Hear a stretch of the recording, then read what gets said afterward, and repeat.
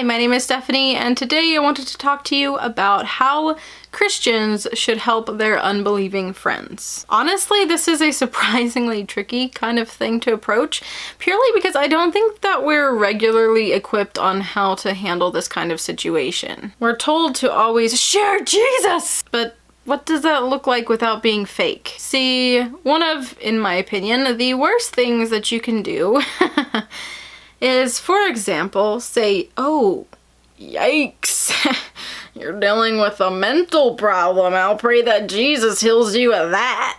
Treating people who are struggling differently than you like they are a freak and proclaiming in disdain that you will pray that God helps them or heals them of whatever that thing is really not a good way to go about it, in my opinion. And while Christ ultimately is the answer for all of us in all of our situations, smugly proclaiming to someone that if they just had Christ, then they wouldn't be experiencing this is both damaging and inaccurate. So what are we to do? I mean, often if you're close friends with somebody, at some point or another, they're probably going to confide in you something that happened that's really difficult for them and they just need a friend. And this can actually be kind of a strange situation for someone who has a friend who is an unbeliever while they're a Christian, because then they might be faced with, like, what is the godly way to handle this situation? Just like they might look at pretty much anything else in life. I think being kind and understanding is probably the best route to take in these sorts of situations. Show Christ through your words and your actions during this kind of time. Jesus was not about pointing the finger and shaming people, and neither should you be. People do see the world differently, and of course you can pray for them. Not everyone's really open to you doing it to them directly right then, so that's okay. Like, you can ask, is it okay if I pray for you? Some people are okay with that. Some people are very much not okay with that. And in the case that they're not okay or open to that, or you don't feel like maybe it's an appropriate, suggestion to make, then you can always pray for them on your own and keep them in your prayers. Be open to lending an ear and a shoulder to cry on like any friend would. Now, you don't have to trash talk people in these situations or suggest revenge as recourse.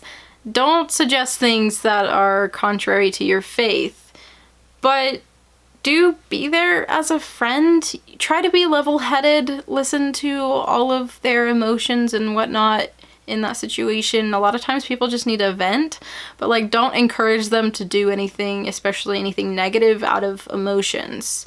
And again, while you can and should definitely maintain your stance in faith, don't act like you've been hit by lightning if they confess they sinned or did something sinful to you. You've sinned too. I think it's okay to casually mention to your friends that you're totally open to taking them to church with you if they ever want to.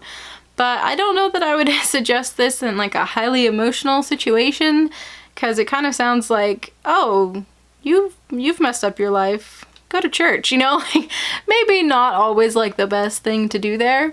But if they bring it up themselves, maybe they want to get their life right, or maybe they want to be more spiritual or feel, more connected, or maybe even directly say they want to be closer to God or something like that, then of course, say, hey, if you ever want to, you're open to come with me this Sunday or Wednesday or whatever. But just don't be shoving it down their throats if you loved Jesus, this wouldn't have happened. It's not helpful. Not helpful.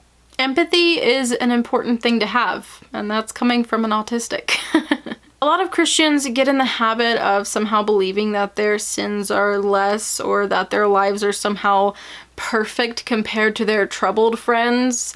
I think that maybe you should re-examine your relationship with Christ if you don't know how God could possibly help your sinful friend just because of how awful they are. Yeah, they need Jesus, but so do you. I guess, in short, treat your friends like friends, believer or unbeliever.